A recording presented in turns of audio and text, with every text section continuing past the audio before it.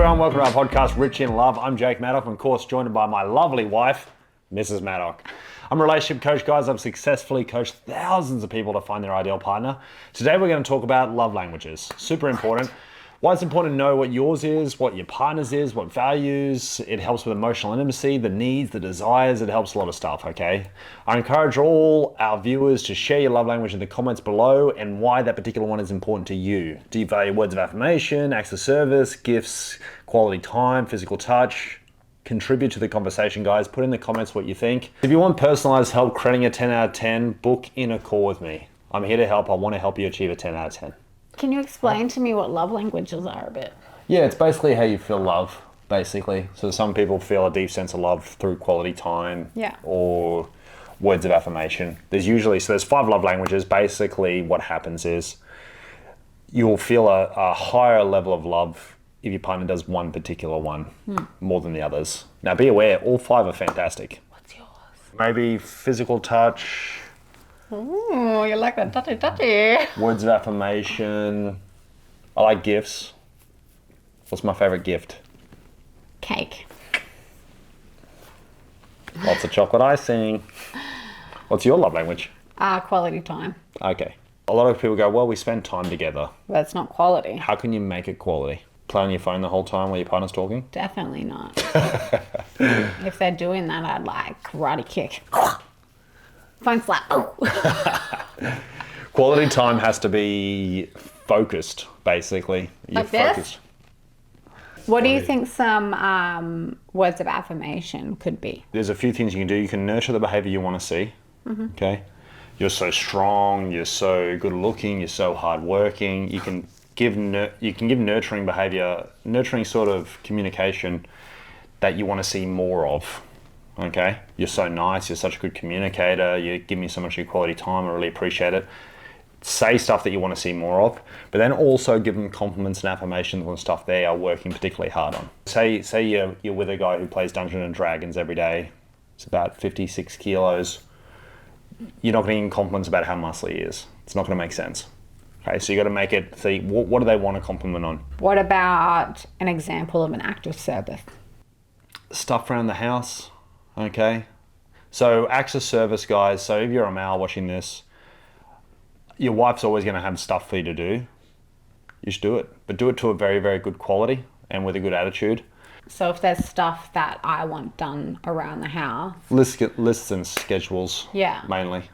So you obviously can't do everything on a Saturday. It's going to have to, you got to spread it out a little bit, but just schedules, planning it, doing steps in the right direction. Do you think communicating that schedule is a very vital part of it as well? Communicating, and women just want to see progress. That's all they want to see. Human beings love progress, so just, it doesn't have to be huge steps, just some progress.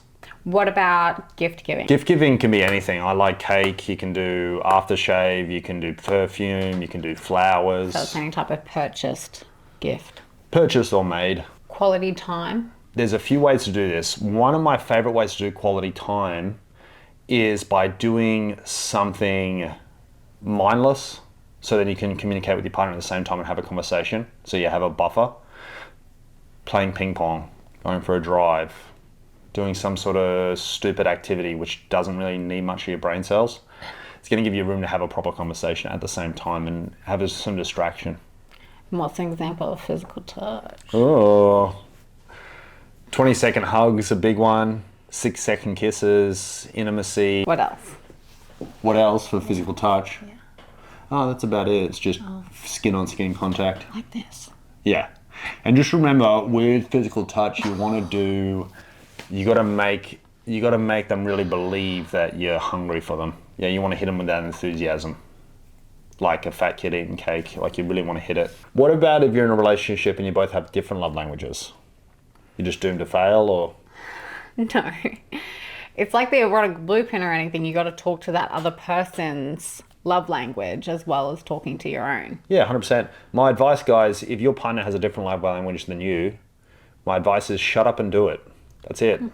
They like gifts? Buy them a damn gift, for God's sake. It's not that hard. About for them, it's not about you. It's about you showing them that you care and you love them. So as soon as you know their love language, I think it's actually very important to do all five at all times as well. 100%. 100%. Like you've got your main ones, but if you give me quality time and nothing else for like ages, that's going to go down to the bottom. So then something else is going to come up to the top. It's like your values. They're constantly changing and adapting depending on where you are and what's happening.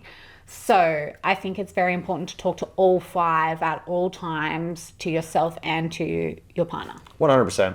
100%. Do all five, guys. Don't just do one. Here's some quick foundational things you could do. If you're a man watching this, buy your wife flowers once a month, take her on a date every week, intimacy 3 times a week, 2 20-second hugs a day, do a dual hobby and a dual goal together. Make sure you do affirmations every day, gratitude. Doing all those it's gonna help, 100%. With all that, guys, you can see with love languages, what we're doing is we're maximizing positive experiences and we're minimizing negative experiences, okay? So in a relationship, if you argue more, it's going to be bad. Okay, so you want to minimize the negative, maximize the positive. How do you minimize the negative, like arguing?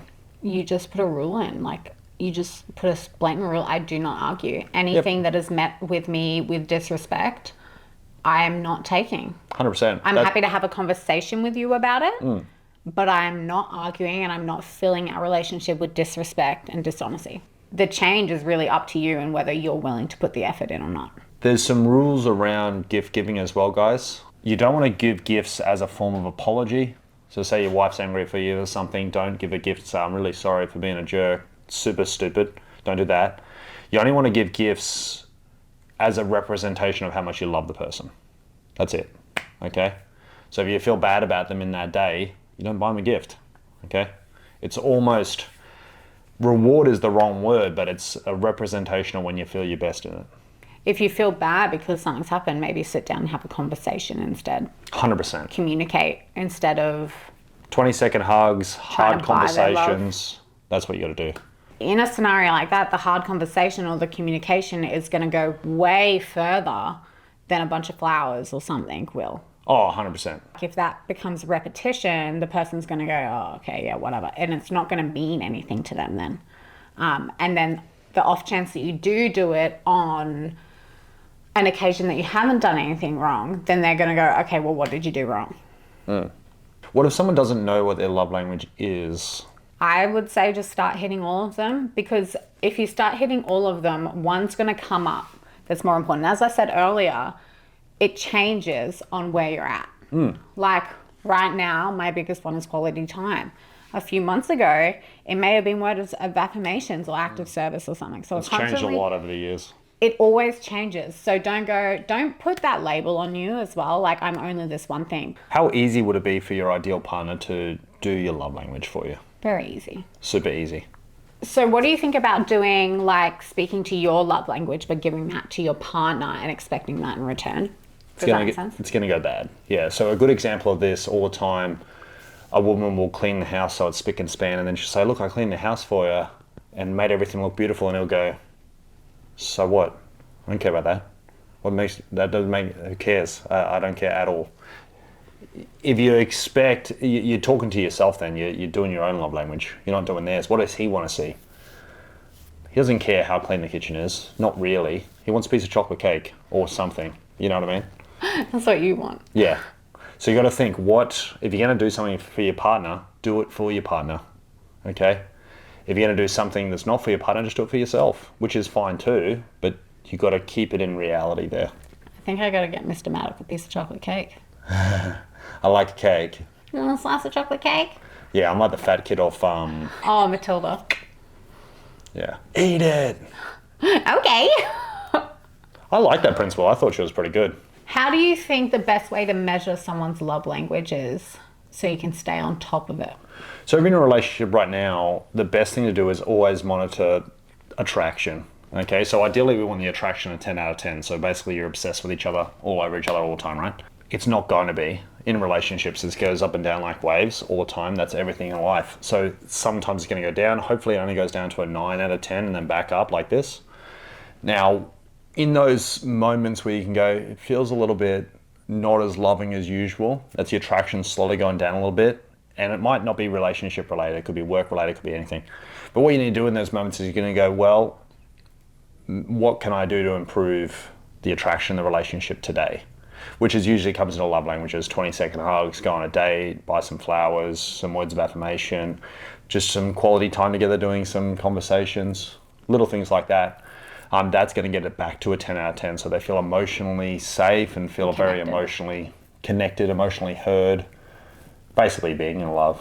Everything you do and say either builds attraction or decreases it. No plateaus in life, guys. No plateaus. It either goes up or down, whatever you do. Everything you say or do. You call your partner names, it's going to go down. You argue, it's going to go down. Do nice things, it usually goes up. And obviously that level's going to change whether they're feeling stressed from work or things that are going on in their life. So that's always going to... So it's really good checking in with each other and being able to do that connection and have that conversation. Talking of stress for a second. Stress! Your ideal partner will help with stress mitigation, make stress easier to deal with. But if you're a female watching this, I don't want you to solve the issues for the man. That's going to take him out of his masculine energy. Instead, be a cheerleader, encourage him that he's going to do it, encourage him to push harder. And then also, if he's really stressed, you can distract. You can change the topic, you can change the environment and distract him from the stress for a few hours. But he needs to solve the issues himself. What steps should someone take if they feel like their love language isn't being acknowledged? You basically have to talk to your partner, but you want to do it in the right energy. So if you're a girl, do it in your feminine communication. If you're a guy, you want to do it in masculine communication. Feminine communication is more indirect. Masculine energy is more direct, okay? So say, for example, if you're a female, you'd say something along the lines of, oh, we should do a 20-second hug today. That would make me feel really good today. I usually say to you, hey, at 7 p.m, can we just have like no phones and just be you and I? And if you're a man and you're talking to your wife, just say, come on here, give me a hug. That's it, just super direct. So it's no indirectness, no fluffiness, just let's do it. Or if she's playing on her phone and you want more quality time, put your phone down. Done, just super easy, super straight. Do you think love languages are just for romantic relationships or they're mainly for like everything?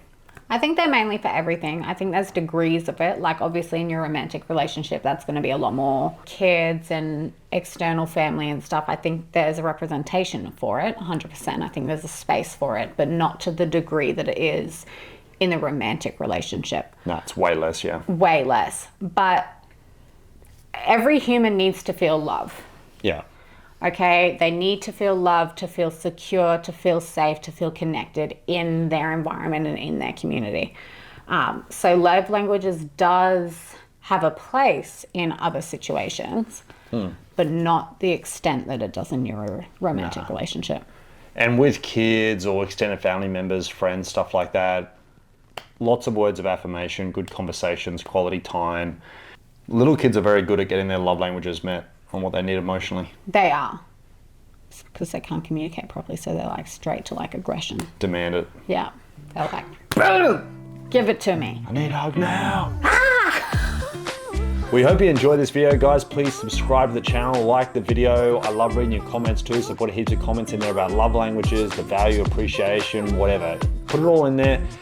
If you want my help, book on a free call. I want to help.